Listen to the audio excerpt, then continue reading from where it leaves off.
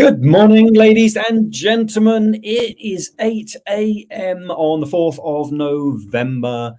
It's not a bad day if you look out of your window here in the UK. We have such a show for you this morning. Absolutely jam-packed with fun, frolics and value and a few awards. Isn't that right, my friend? Yes, good morning. Welcome, everybody. Yes, it's the Chatbox Business Breakfast Show. And as Nick said, we do have an exciting lineup for you this morning. So many great guests. Not one, not two, not three, but 4 guests joining us in the live studio this morning throughout this hour. And of course, we're going to be covering lots of the great stuff, lots of the fun stuff. What's in the news? We've got a few things to celebrate today as well. Let's get that underway, actually. Nick, it's somebody's birthday today. Happy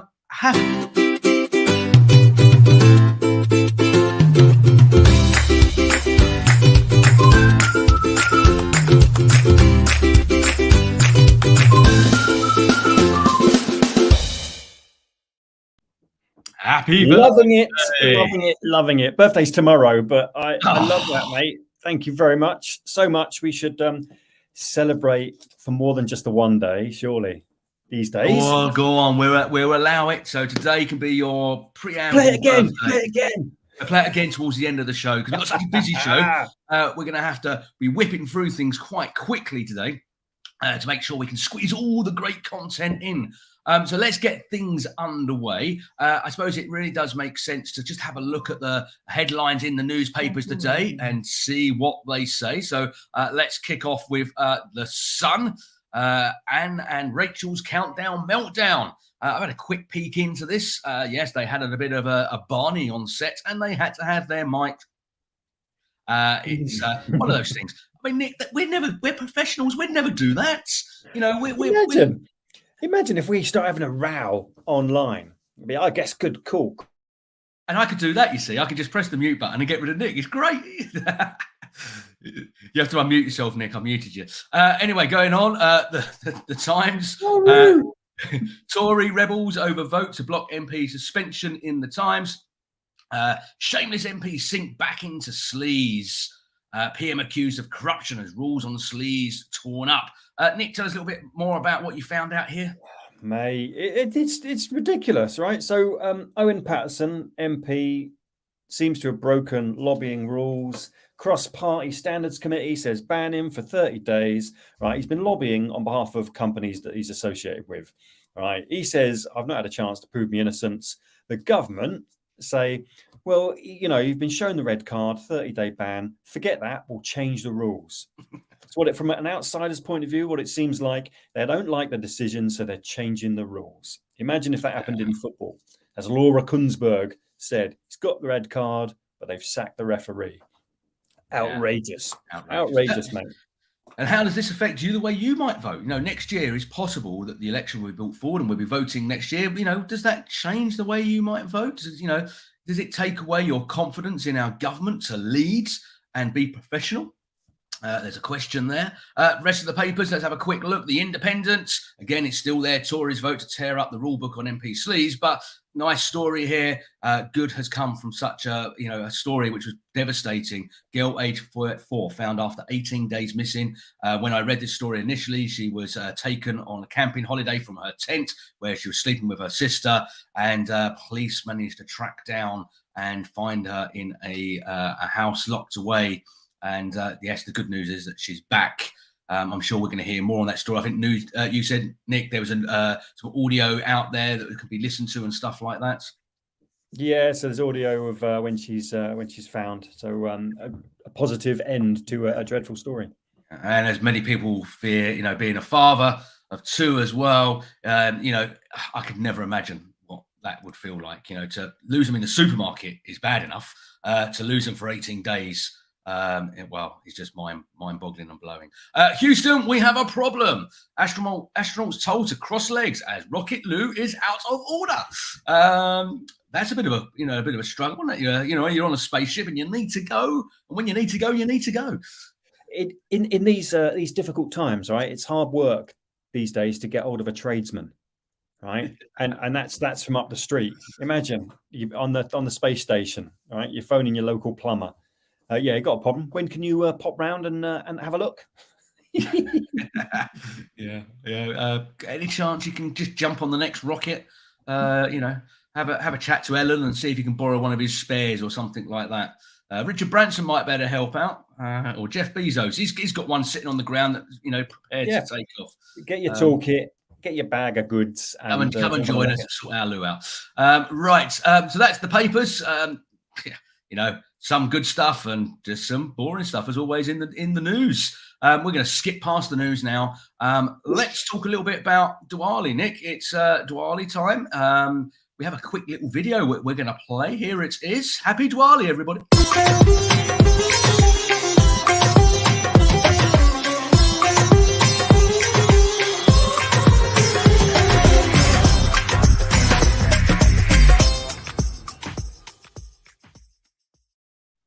Big festival, one of the major festivals celebrated by Hindus, Jains, Sikhs, and some Buddhists, it turns out. My friend Maddie, hello, if you're watching in India, sent me a happy Diwali message this morning. So happy Diwali to all of those celebrating. Celebrates the spiritual victory of light over darkness, good over evil, and knowledge over ignorance, which sounds blooming good to me, mate, especially as today, ironically, is Use Your Common Sense Day. International Use Your Common Sense Day. So a celebration of knowledge over ignorance sounds like a good start to any kind of day. Yeah, absolutely. Use Your Common Sense Day. Wow, that's going to be tough for some people, isn't it? Yeah, I think the issue is it requires you to stop and consider your options. Right? And not many of us take a moment to stop, which in today's busy world. So yes, today, celebrate, but also stop and consider your options.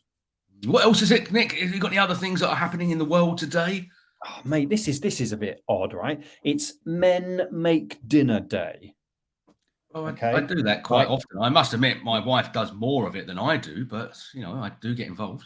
It seemed a bit condescending that we are still back in the 1960s and 70s, and the ladies do all the cooking. Right? It seems that a lot of guys now do the cooking and pop into the chat, right? Say hello and say, do you cook regularly in your household, ladies or gents? Let's just see what the balance is like.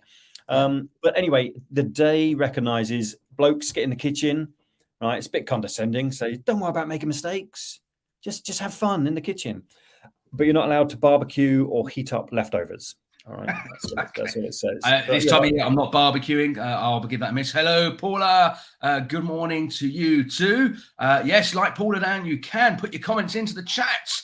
Tell us who you are, where you're coming from, what you're up to, and we will give you a hello, a wave, or maybe say to the world what it is that you do. So if you want to get involved, pop some comments into the chat. It'd be great to have some communication back and forth, and certainly when our guests are on here as well, feel free to ask them a question or two, and they're sensible, or even if they're not, actually, we'll put them up on the screen and ask them.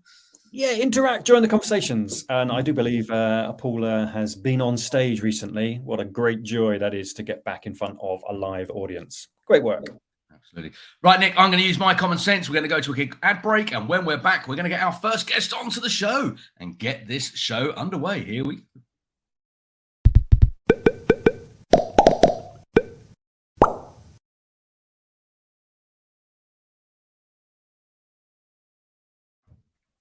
Well, there we go. Thank you very much to Feet on the Ground for supporting us. But let's get moving. Let's get our first guest in the studio. Let's find out a little bit more about what he does, what his business does, what he does.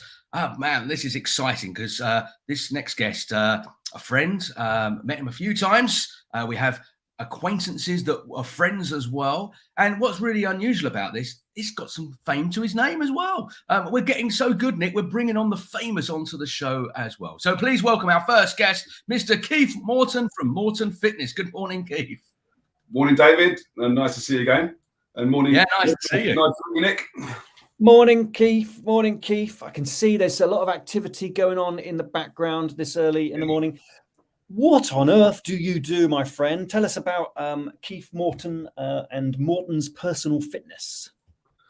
Well, I've been around a long time now. I'm getting quite old. So I would guess I've been doing this for 33, 34 years now. I originally was extremely fat when I was 13 years old and unfit, bullied at school, which was ironically the leverage I needed to make me do something about it. So I suppose in a way I've been thinking about fitness and very involved in it since I was literally 13. I'm 52 now.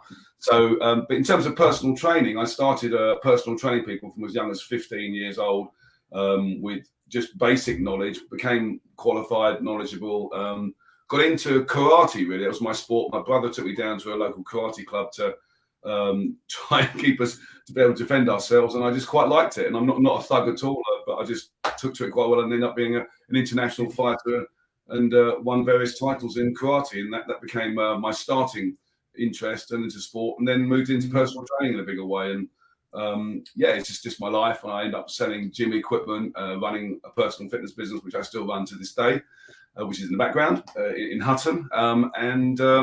It's my hobby as much as it is my profession. Yeah.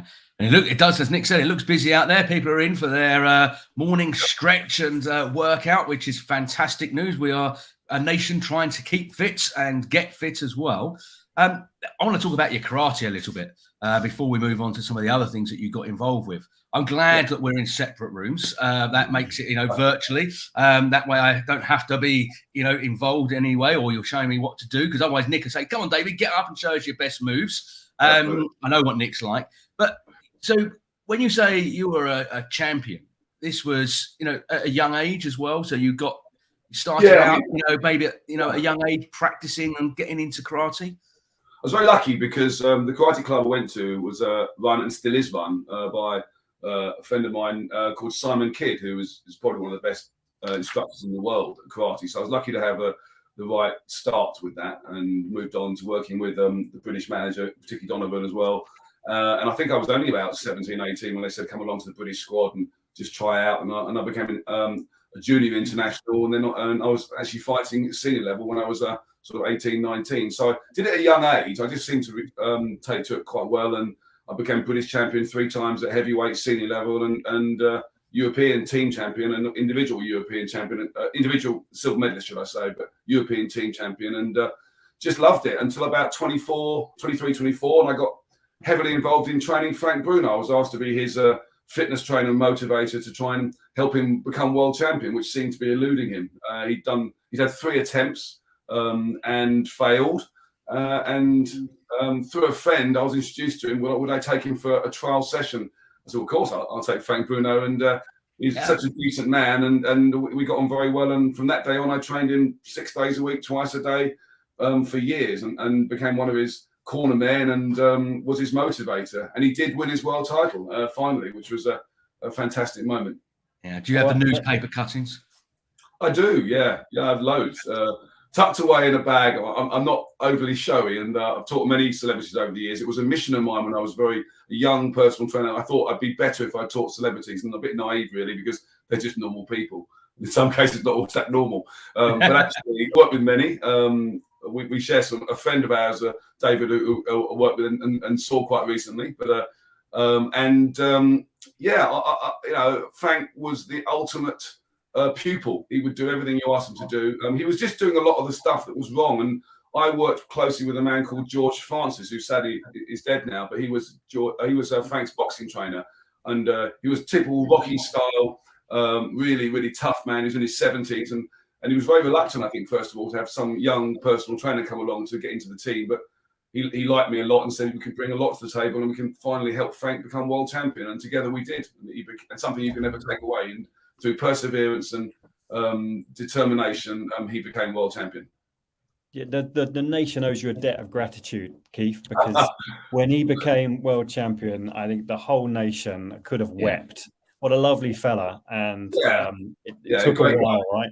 We were all on that kind of journey with him, thinking, come on, Frank, this time, surely. And there was one moment. There was one moment in the last round, because my job was kind of crouching in the corner behind the ropes, shouting at him during the 3 minutes. And the minute when you rest was obviously technical stuff with George.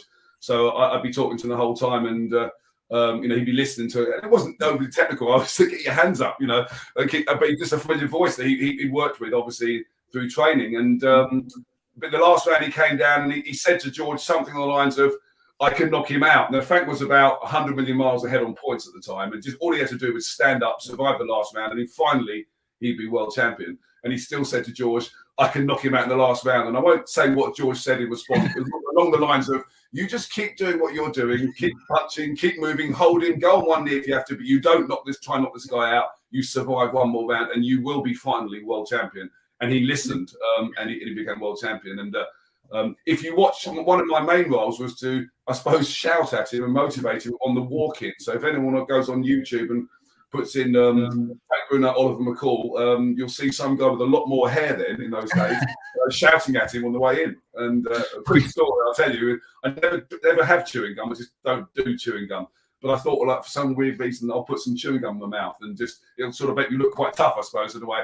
And as I'm walking into the Wembley Stadium part up to the ring, I swallowed the chewing gum.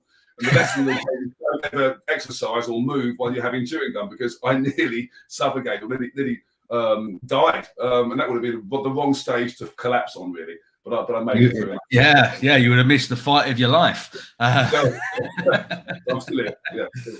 Yeah. Brilliant. There's probably lots of lessons in there we could kind of whittle out about business survival. Obviously, at this time, it's very tough for businesses, SMEs, them small to medium-sized enterprises, due to the pandemic, Brexit. The perfect storm that's sitting out there at the moment is stopping, in not all cases, but growth and developments and stuff like that.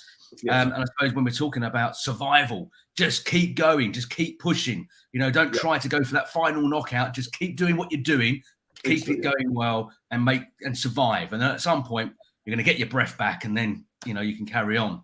Yes, I think the survival is the basic, isn't it? People forget that. They try and prosper, and they forget that if you're not around, you can't prosper. So survival is the minimum, and that takes probably most of the effort, I think. In the pandemic, did you find obviously gyms were one of the things that were heavily affected and closed down for a period? Was that a big concern for you as a business, that you had to shut your doors and turn away your loyal customers that are coming there daily who wanted their fix as well, to keep fit and stuff like that? What was that like for you? Yeah, I think for everyone it was pros and cons. I suppose now I'd go as far to say we're through it, because we're not, but I think we've come out through a lot more learnings. I think business-wise, we lost half our membership in terms of and have not retrieved them. We're steadily building back up, but it made me relook at the business model. Really, in many ways, we were not charging enough money for the level of service that we provide. We do small group personal training, so virtually one-to-one, a lot lower cost than traditional one-to-one per hour. So, but we were still perhaps underpricing it, and we were not giving the service I wanted. It was larger groups because of the demand, and I wanted to go back. So it made me look at the whole price structure, the marketplace we're in, and do more quality rather than quantity. So it woke me up a little bit and made the service much, much better. But it's very hard because many of our members are older, and it was devastating for them even more so in their 70s and 80s and 90s, actually. And for them to lose their mobility and their energy fix that exercise gives you, some have not recovered from it, and it was really tragic. We did lots of Zoom sessions free of charge just to try and keep them going, and 20% of our members did do that, to be fair, and it helped them, and got incredible comments about how much it helped them.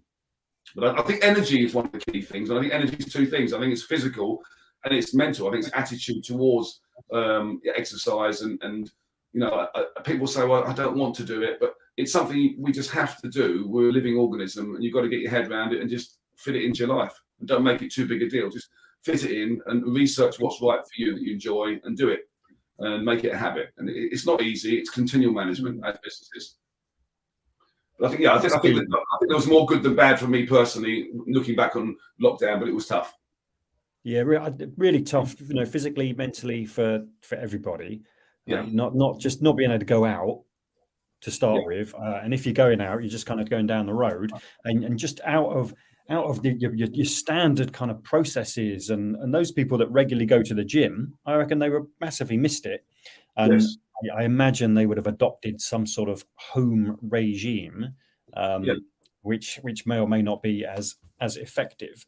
But you're absolutely right. Healthy body, healthy mind. I think you must be frustrated. I know 52. You've travelled a bit. I'm the same age, Keith, until tomorrow. You travel around. You think, really, you're still 51 today. Well, I'm 52 today. 52 today. It all changes tomorrow. Oh, you're 53 tomorrow. 53 tomorrow. Yeah, did I mention I got a birthday coming up? It must be frustrating, right? Traveling around and seeing people that I can't be bothered, Keith. I can't get off the sofa. I think one of the things we've noticed, we're very fortunate within our building. We've got a team of excellent physiotherapists called Sports and Spinal. They're led by a guy called Dan Smyth, and Dan's talked to me recently about the amount of people who through COVID went the other way of excessive exercise, and now they're overusing muscles and tendons, and they're injured still to this point now.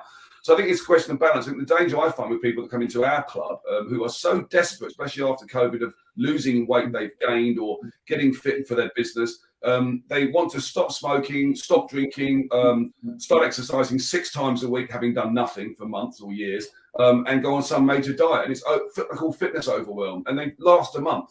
So we're very hard on people and say, look, you're not allowed. We don't want you here more than twice a week, maybe 3 at a push. And why don't we go on a diet? Don't stop smoking. They go, oh, you can't say that. Obviously, if they want to, they can. Do it next month. Start with the exercise, get your body into the movement, and the rest will take care of itself step by step over the journey the next few months and years. And people will, I'd rather be doing that in 15 years than doing it for 1 week or 1 month, which is typical. We're so desperate after lockdown to bounce back, getting fit. And they've got to just take a deep breath and prioritise. And is that what you're going to see come maybe January as well? I mean, kind of everyone makes their New Year's resolutions, going to get down to the gym, going to get fit. Do you see that kind of intake peak where everyone signs up or comes along to join the gym and then they burn out after, before February? Do you see that? I know you're obviously going to change the mentality. Let's do 2 or 3 days. Try it, But do you see that kind of peak at that point in January time? Gyms traditionally made a lot of their membership income in the first 2 months, 3 months of the year that tided them over. And then there was a second surge post-summer, September, October. And most gyms, including ourselves, do promotions to make hay while the sun shines in those months, January, February, then September, October. Over the last 10 years, I'd say it really has leveled out, but there's interest that's manufactured by the way you create leads with the business. And so it's more even throughout the year. But I'm suspecting / hoping a little bit that January, February will go back to the old way where people are unleashed now and hopefully keen to now venture back out. But I think it depends how you generate your leads to the business. One of the things I was lucky enough, I learned the art of prospecting. In other words, ringing people up in the gym equipment business I had for many years, and people being quite snotty down the phone and me trying to turn it around to get an appointment out of them. I then took that mentality into the last 10 years into my gym business and actually go out into the high street to external prospects. So I go up to people to give them leaflets and some advice. And of course, if they show interest, to maybe say, why don't you come and have a free consultation and maybe a free couple of sessions. And we get a large amount of new business from going out to meet people and give them advice with no strings attached. I have many people who haven't joined who have been very grateful that I pointed them in a certain direction and come back to me and say, 3 years ago I met you, you changed my life. And I didn't join your gym because I was near another one, but it made me do something about it. So there's lots of rewards that going out and get it brings rather than waiting for it to come. And I think that's the message I say to businesses: don't hold back. If you're proud of what you do, in a nice way, professional, go and tell people. Quite right. And you train other gym owners, don't you, how to effectively do that, get more clients in. Yeah. Bizarre, because many people, there are certain people that will never want to go up to anyone and approach them. But I'd say, well, it depends. No, we're not selling drugs here. We're selling fitness and health and life-changing activity. They're currently not probably doing much in a structured basis. I get a lot of people say to me things like, well, I walk a lot or I play golf. That's enough for me. And I would say to them, that's absolutely fantastic. Please keep doing that.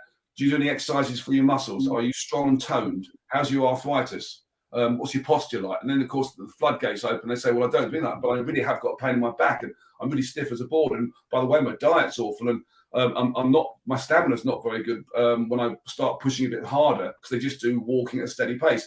So exercise is really 3 things. It's stamina, strength, and suppleness. And you need a balance of all 3. And I believe you should go out and spread the message. And gym owners I've trained for 3 or 4 years now on going out to the high street, to supermarkets, and just promoting really with an expert advising type capacity. And if people want more, then you go to the next level and say, why don't you come down to my club and I'll give you some more free advice. And then maybe you might join up if it suits you and you like the look of it. And I think gym owners who are nervous of doing that and just hide behind advertising all the time on Facebook or magazines still, I think it's a shame, because you get a more direct approach if you've got the confidence to go out. And I train gym owners on how to be more confident and go and just spread the gospel and know that whatever you say is going to help people, even if they don't give you their name and number. It's not for them right now, but it will help them if you know what you're doing. And most gym owners do know what they're doing, but they're too scared to tell people in case they get rejected, which is and to be honest, it's kind of what we do here on the show. We're here to give people, businesses, small business owners, medium-sized owners, the opportunity to have a conversation. Because Nick and I are great believers. It's a conversation. If we have that conversation, like what you're doing, you'll go out on the street, you'll talk to somebody, this magical thing happens. People start to communicate and they ask questions and you provide answers. And all of a sudden, they want to know more. And you've got to give something, a taster. I know during lockdown, because I saw lots of them, and I think you still do them now as well, you put lots of little videos, live videos onto your social channels, which we'll talk about in a second, where people can actually join in for free. And you cater for some of the older generation as well, so sitting exercises and stuff like that. Of course, you're not charging for that, but it does. It helps everybody. It does, and I think you're absolutely 100% right, David, about the word conversation, because that's all I want to achieve in the high street. I don't really want to give a leaflet out, really, because I think leaflets are just thrown in the bin. Generally, they're awareness and they do serve a big purpose. But really, to take this further and really help someone, you've got to get conversation going, and you never know where it leads you. I mean, I've met so many people that have said, well, it's not right for me because I don't live in the area, but I'm with my daughter, and the daughter needs this, and then the daughter joins, and it's just changed their life. I had one person once who used to always see me in the high street and avoid me and cross the road, very overweight person, and just in a playful way, I finally got to talk to her. And fast forward, she came down, joined, now moved out the country, to be fair, and still keeps fit. But she lost 15 stone in basically 2 years. And of course, that's life-changing. Her husband came to see me and said, you have changed our family's life. We're so grateful you did persist and you didn't just walk on by. So when you hear that sort of story, it makes up for all the ones that are rejecting you. So I'm a little bit not pushy, but I try and give people my best shot, my best knowledge in that moment to try and introduce the idea of exercise into their life, because still most people do not exercise on a consistent basis in a balanced way. They just walk, or they just do Pilates, or they just do weights, and you really do need all three. People suffer from loss of muscle as we get older, ladies especially, and that's the key problem. So weight training is the youth pill. It really is. It's the ultimate youth pill. These are blooming gems of advice, right? I run, okay, and I'm sitting here thinking, but I that's all I do. Right? I run and I walk, and I'm thinking, I'm feeling guilty, Keith. I'm feeling guilty. I should get pumping some iron. Well, I read the other day someone said about habit starting, and it was just someone's opinion. Said people always try and do like half an hour weight training 4 times a week, having done nothing. And and it said, why don't they just do a 1-minute plank or 5 press-ups? Or a wall sit. In other words, just start with something and build. And it's so true, because that ends up being 4 sessions a week maybe, and they get into it like a hobby, and then you want to do it and you see your body changing. But the key to weight training is, if you weight train, it prevents injuries. That's one major factor. But most of all, what it does do for ladies in particular, it regains their muscle, which basically increases their metabolism, which means they burn lots of fat. So the more toning exercise you do, the more fat you burn at rest. So the way to get rid of the tummy and the arms is to weight train and burn off the fat by having a faster metabolism. And as we get older, lack of muscle causes people to fall over. And because you lose your balance coordination through losing muscle. So when you regain your muscle, you don't fall over as much when you get into your latter life. So it can even save your life. So weight training is something that would be in there once, twice a week. Do it properly and it will change your life. Fantastic. Comments are coming in. James Barr, great points. Keith with a emoji thumbs up. And Paul has also put people by people. So personal interaction is key. Couldn't agree more, Paula. Exactly what Keith is talking about and sharing there. Keith, our time is coming to an end very, very shortly. Tell us a little bit more how people can get in touch with you. I do have your website ready to pop up on the screen. There it is. But is that the best way for someone to come and find out about Morton Personal Fitness and have a conversation with you? Yeah, should that really have an L in it, mate? Yeah, it should be personal, not the L. That's probably my doing. But yeah, personal rather than personal. Yeah, let me amend that. So that's very. Okay. Thank you. Nearly done. And basically, I suppose in a way, and I'm a bit of a dinosaur. I'm trying to learn from people like Luke, my son, and people who advise me. But we have a Facebook page which is basically at Morton's Fitness, and we do a lot on Facebook. I'm on LinkedIn, Keith Morton, and we got a new YouTube channel which is Morton's Personal Fitness. And if the people are living in this local area to us in Brentwood or Shenfield, we regularly do 3 weeks where they can come along and try with no obligation some personal fitness sessions. As I say, we do small group. It's not expensive. It works out at sort of £7-8 a session if they come in 2 or 3 times a week. And we will give them lots of free advice. And we're based in Hutton Industrial Estate, opposite Screwfix. So most people know where that is.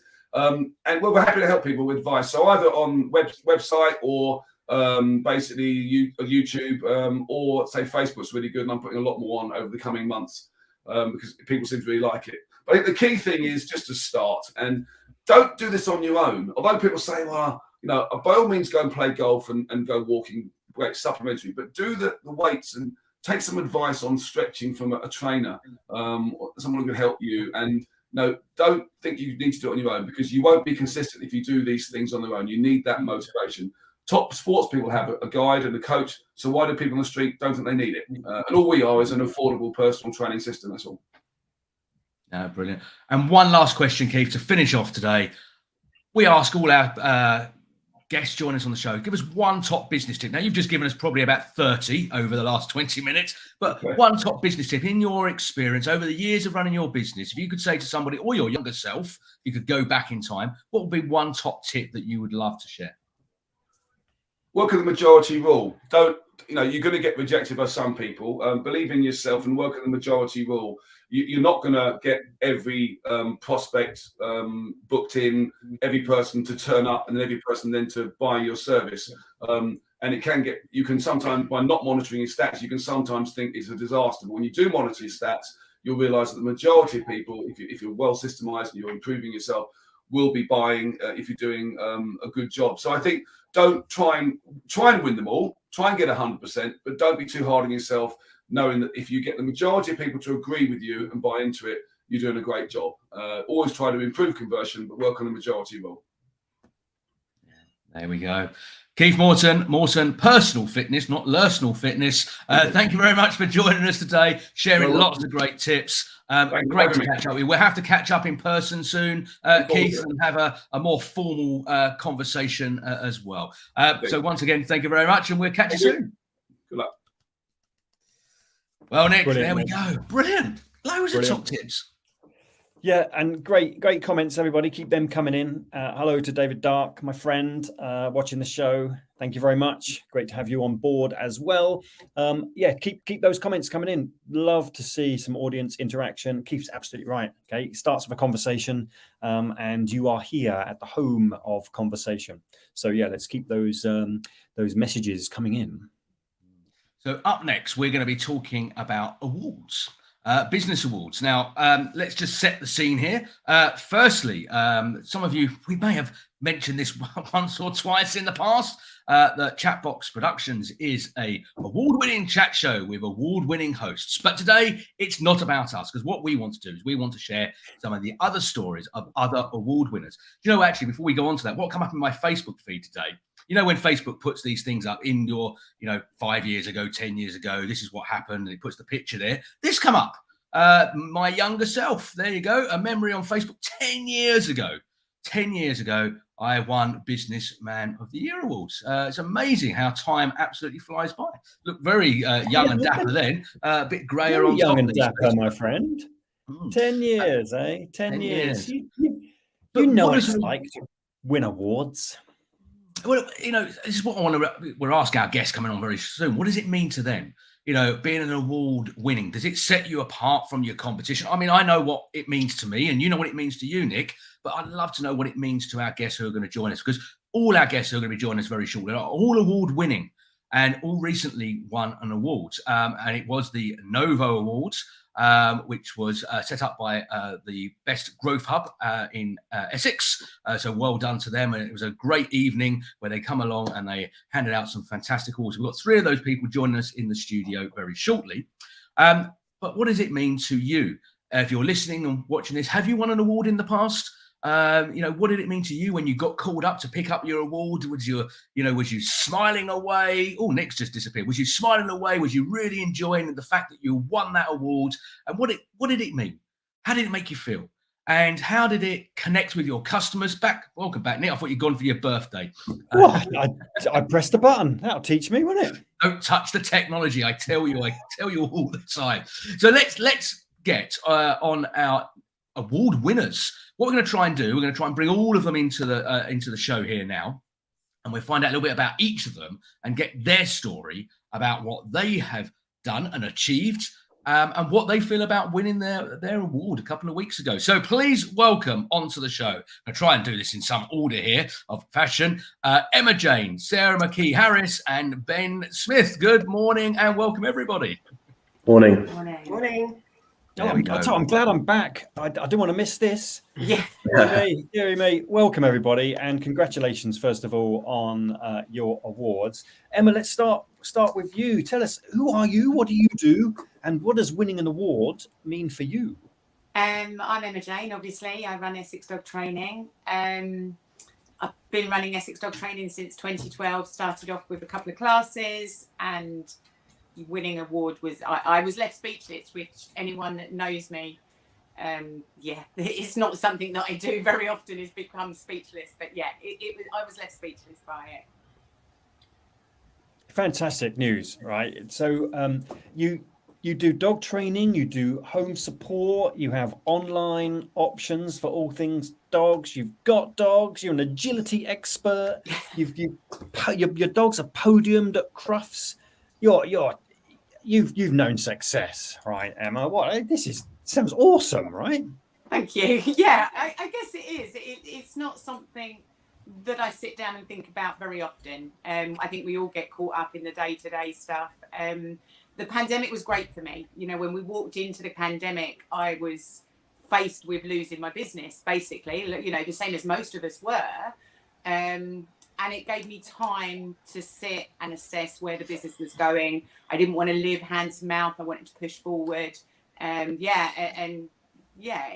Success comes with highs and lows, doesn't it? And, we pick ourselves up and off we go again. And it's great. It's really good. And it's just keeping going, isn't it? Yeah, no, absolutely. So, well done. We'll come back to you very shortly, Emma Jane, and find out a little bit more. Sarah McKee-Harris from the Kingswood Group. Good morning, and thank you for joining us. Congratulations on your recent award as well. Tell us a little bit more about the Kingswood Group and what Sarah does within the company as well. Yeah, cool. So, yes, hello. So I'm Sarah. Yeah, I run a company called Kingswood Group. We are an HR and recruitment solutions company. So I launched the company 3 years ago this month. So it's been a bit of a whirlwind.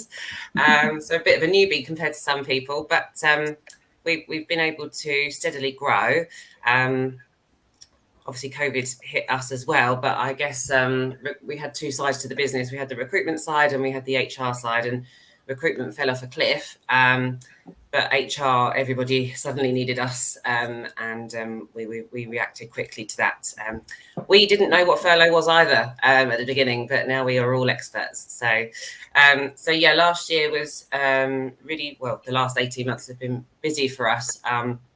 The award that we actually won was more for the recruitment side of our business, which was a new business area that I started to design, I guess, last November, a year ago, and it took 6 months to launch, and it was called KG Direct Hire. So it's still a recruitment part of the business, and that's the innovative part, I guess. It's not much innovative about HR really. It's employment law. It's just how you deliver it, I guess. But recruitment, there's a lot more demand for it now. This year's very different to last year. Everybody seems to be trying to recruit, and it's very difficult for people to attract and find the right talent for their business across all industries. So KG Direct Hire was trying to come away from the traditional agency recruitment, and we designed an advertising and candidate management system that helps companies recruit directly better. So it gives them more access to a whole range of advertising boards, which could cost them a lot of money ordinarily, and then also gives them access to their own private applicant tracking system. So rather than all of those CVs coming into your email inbox and swamping you and you not having time to get back to people, it all goes to a specialist recruitment system, and we have candidates automated emails and things. So it just takes that stress away from business owners a little bit. Fantastic. That sounds like a very smart approach to recruitment, which is a bit of a challenge for a lot of businesses, a lot of SME businesses for sure, and a lot of much bigger businesses. What they need, Sarah, is an award-winning, very smart recruitment organization, I reckon. I think they do. Yeah, absolutely. But the good thing about it is anybody from any industry can use it. So we've helped plumbing businesses, builders, bookkeepers, financial advisors, because of how it's set up. Anybody's got access to it. So and one-man bands through to companies of 500 people or more, really. So fantastic. Emma, have you worked with an award-winning dog training organisation and an insurance company? Moving on, actually, to Ben Smyth from Arma Karma. Did I get that right, Ben? You did. Yes, excellent. In the shout out earlier this week, I think I got my words in a muddle and pronounced it wrongly, but I got it right today. Ben, welcome. Tell us a little bit more about what Arma Karma does and what your role is within the business, Ben. Fantastic. Yeah. Hi. Good morning, everyone. I am Ben. I'm CEO and founder of Arma Karma. We are a monthly insurance subscription to protect things that matter to you wherever you go. So whether that be kind of a phone or a saxophone, all the items that actually matter to you, you're protected. With 25% of what we make going to a charity you select as well on the journey. So it's all around kind of the insurance world. How has that been for you? Again, I don't want to focus too much on the pandemic here, but it's affected everybody, every small business, medium-sized enterprise, large corporate.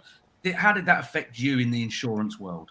Yeah, well, it was pretty big impact. So I was previously in the City of London doing insurance broking, and that's kind of where I kind of came from, which is all still very traditional, all done by kind of pen and quill and stamps.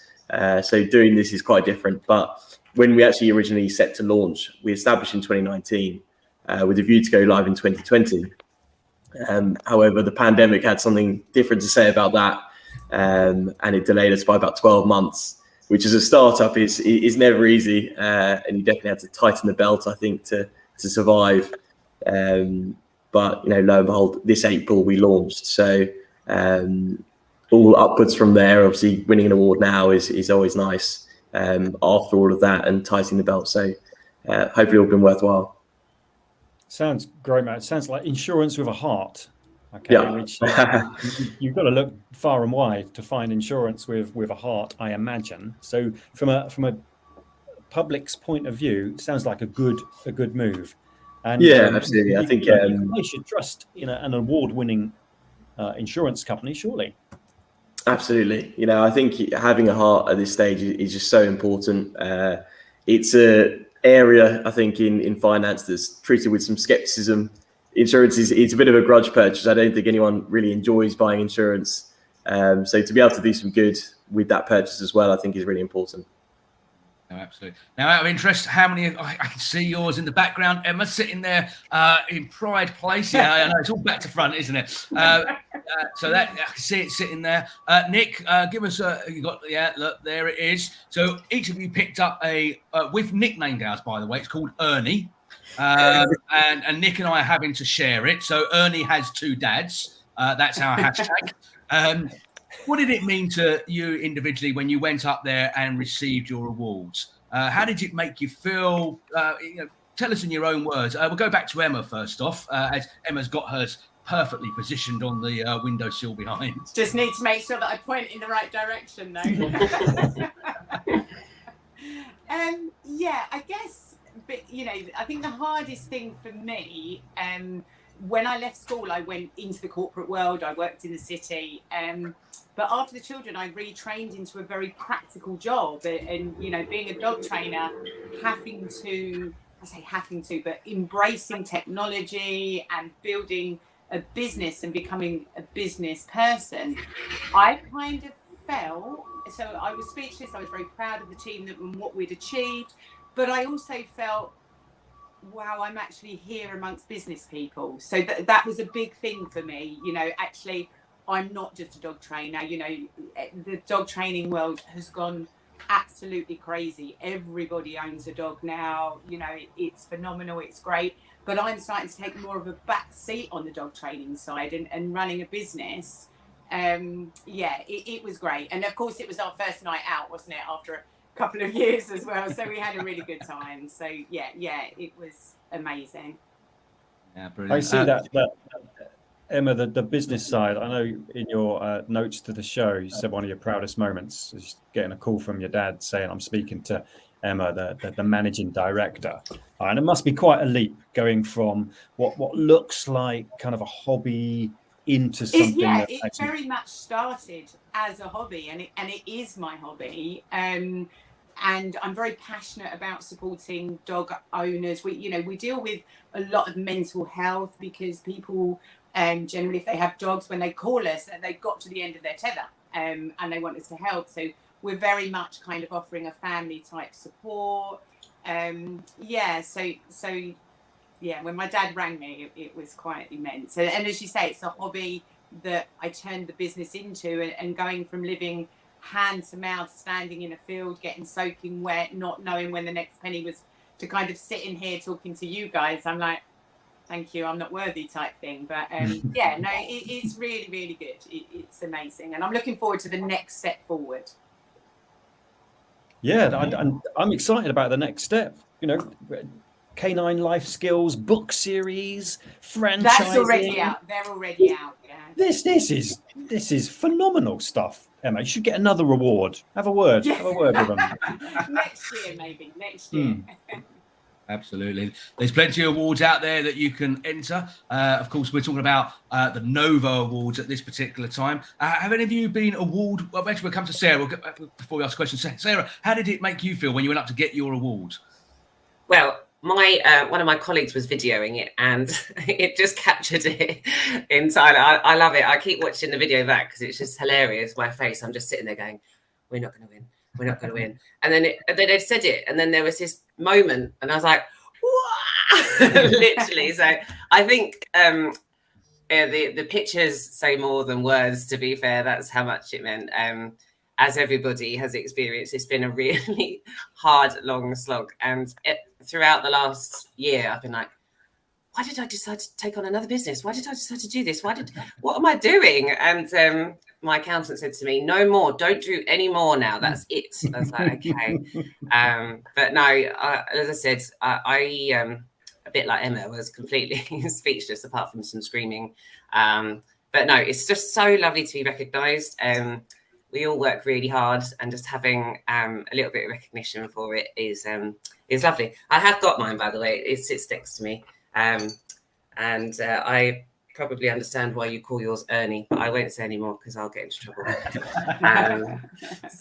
But yeah, pictures more than words.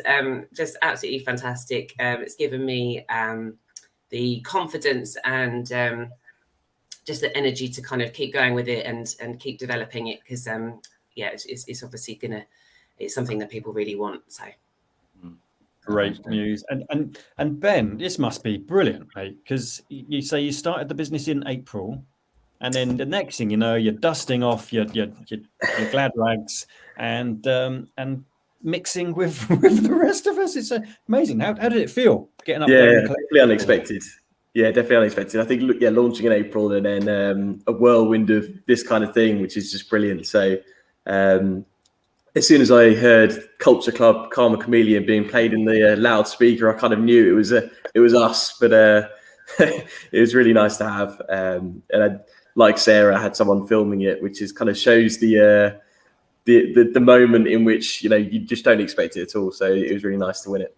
My award's unfortunately in the office, so I don't have it to show on camera. It's in pride of place in the office, of course. Exactly. Yeah, absolutely. So award-winning. Have any of you won any awards in the past? I know you have, Emma. You've picked up a Vodafone award. Yeah, it's been a bit of a whirlwind this year, hasn't it? Yeah. And again, another, a media campaign. So Vodafone Business UK did a shout out for small businesses earlier on in the pandemic. And that was another great moment. I do consider myself a dog trainer. Fundamentally, that's what I do. And how can we be running, winning all these small awards? The Vodafone was a big moment as well. Not quite the gala performance because we were all still in lockdown at that point, but and they gave me a good media campaign, so that really helped push the business forward on the social media side. They did a complete overview of our social media and our website, and I spent kind of a couple of hours with their guys as well, which was absolutely amazing for me because it helped me push the business to the next step forward, away from the wet fields. It's brilliant, isn't it? Brilliant. And we unfortunately don't have enough time to talk about salsa, Emma, but another It's conversation it's not going anywhere else. Right, another conversation for another day, no doubt. So what's next? Let's say, Sarah, what's next for you and the business? Where are we going? What's the year? What's next year look like? Wow, it's pretty busy. In fact, I held a company meeting last night and we just had slides of stuff. But we've got loads to do. Website reviews, looking at developing KG Direct Hire further through the technology and perhaps building our own software. So that's a huge thing to do. But the team, we're going to be investing in growing the team and just really helping more businesses, either with recruitment or helping manage their people. So yes, if you need any help, give me a shout. I know where to come. Yeah. Yeah, we're going to give you a chance all to plug your business before we wave goodbye at the end of the show. So be prepared. I'm going to ask you, to share how people can get in touch with you. I've got your websites where share on the screen as well. Ben, what's next for you? What does that future look like? A roller coaster ahead, I'm sure, but going to be some good times. Absolutely. Next year is all about becoming the household name we know we can be. So we're far into the moon next year, big marketing campaigns, big team hires, and we're really going to be shooting for the stars. And no doubt you will all hit those stars on the way as well. So here we go. We're coming to the end of our show. I'm going to ask you all one question. You may have heard me ask it to Keith earlier. One top business tip that you've learned in your time in running a business. It could be related exactly to, training dogs. I'd love to know a tip because I've got a mad Springer Spaniel. He's 9 years old and as mad as he was when he was 1. But what's a top tip you'd share with our audience, our listeners, our viewers today? Or you could go back in time and tell your younger self. What would that be? And Emma, I will start with you and then we'll go Sarah and Ben. I would say don't ever give up. Either don't ever give up training your dog, don't ever give up running your business. There's good times, there's bad times, but don't give up. Brilliant. And how can people get in touch with you? There's your website. Is that the best place for people to get in touch? Yeah, that's probably the best way. That we've got the email address on there. Obviously, Essential Canine Life Skills is the next business. So I'm now going into franchise territories. Via the website, we'll have all our contact details on it as we make the changes. Brilliant. So that's Essex. EssexDogTraining.co.uk if you want to reach out to Emma. Sarah, top tip.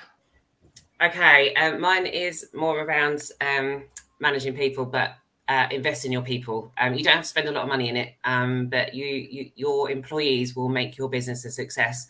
And that's everything from hiring the right people to managing them and developing them and even exiting them in the right way. So invest in your people management skills and you'll have a successful business. And again, Emma, Sarah, how can people get in touch with you? So we've got the website, but I'm on LinkedIn, Facebook, Twitter, we're everywhere. And you can reach us at sarah@kingswoodgroup.org. But yeah, I'm always online. So 24/7, if you've got an emergency or you just want to have a chat about what you want to do, then give me a shout. Fantastic. Thank you very much for that, Sarah. Ben, top tip. I think that would have to be challenge everything. Even if it's in a good state, for example, just something in your business, think, can this be better? Can we do this in a better way? Just reevaluate everything every now and again. So challenge everything. And what's the best way for people to reach out and get in touch with you? Always on kind of LinkedIn. I'm active, or through the website as well below. Fantastic. There we go. So Arma Karma. .insure. Make sure I get that right. I was about to go .com then. .insure. So brilliant. So if you want to get in touch with any of our award-winning guests today, all those links have been put into the chat for you. So if you're watching this on LinkedIn, Twitter, Facebook, or YouTube, they will be in that chat for you to click and have a visit and look at the website, reach out. It's been great having you three on the show. It's unusual we bring such a large number into the show at once, but it worked really well. You're all professionals, experts, award winners, of course. It's been really good. Thank you. Yeah, thank you. Well, thank you very much, everyone, and being so generous with your time and sharing your knowledge and expertise. Don't give up. Invest in your people and challenge everything. That's definitely something there for everyone in our audience to take away and consider. Thank you very much indeed for your time. You are very, very worthy award winners for sure. Brilliant. Thank you very much, guys. We're going to pop you backstage just to finish off the show. Hopefully I'll put the right people backstage. There we go. I was frightened, Nick. I was going to click on you or I and we'll disappear. But we are still here. What a great show. That's what happened earlier. Maybe that you clicked and maybe disappeared. My hands never touched that keyboard, that mouse, or anything like that. I'm not taking responsibility for the tech failures. Analog ants, mate, tried to press some buttons. I was clicking this, talking of award winning. I was clicking this. Look, Jan Brooks, my lovely mum, has received another Chatbox badge on Facebook for being a regular viewer. Thank you, Mum. Look forward to seeing you tomorrow. And if you are watching us, please hit the subscribe button, the like button, give us a thumbs up, keep joining us. We are here every Thursday morning from 8 until 9 a.m. Next week, we're a double show next week. We are out. We are here on Wednesday night. That's on the 10th. From 8 p.m. to 9 p.m. We've got a great guest lineup for the evening show. And then we're back on the Thursday morning for the breakfast show from 8 a.m. to 9 a.m. So if you hit that like button, hit that subscribe button. If you're watching on YouTube, whack that bell as well. And you'll get a reminder when we go live. And if you want to join us on the show, we'd love you to come on here. We are getting pretty booked. The award-winning status has taken us to new levels and new heights.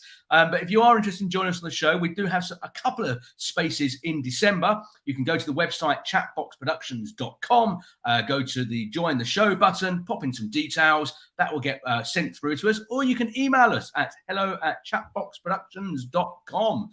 Come and join us. Let us know what you want to talk about. If you're an award winner, if you've got a serious story you want to share, we are here to help create that conversation. And we would welcome you onto the show.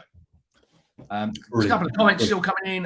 Paul has put on here, thanks everyone. It's my first time joining you today. Inspired to do some sit-ups and planks whilst listening to you. Great show. Thank you, Paula. Paula, we'll have to get you on the show. It'll be great to pick up on your story and what you're up to now in business. It'd be fantastic to hear more about that. So Paula, do get in touch. Well, that's it, Nick. I think we've kind of reached the end of the show. Great show, mate. Great show. Packed, as always, packed with great value. And it's lovely to have conversations with like-minded businesses. All right, they've been through some tough times, that have been created during tough times, and kind of innovating and pivoting. And Keith there, who's been doing it for forever and a day, but still kind of reinventing, still full of energy and ideas. I'm loving Ben's idea of challenge everything. I think that's something we should all take forward this week, next week, and keep asking that question. What have you challenged recently, and what difference has it made? Yeah, absolutely. Well, there we go. James O'Rourke, last final one. Happy pre-birthday, Nick. Great show with a screen full of winners. Absolutely, James. Thank you very much for that comment. We are going to finish with a different ending today. Normally, we'll pay our outage, but we're going to send us out on a high for Nick's birthday. Nick, happy birthday. Enjoy today, your pre-birthday, and have a great 53rd birthday tomorrow. Bye-bye.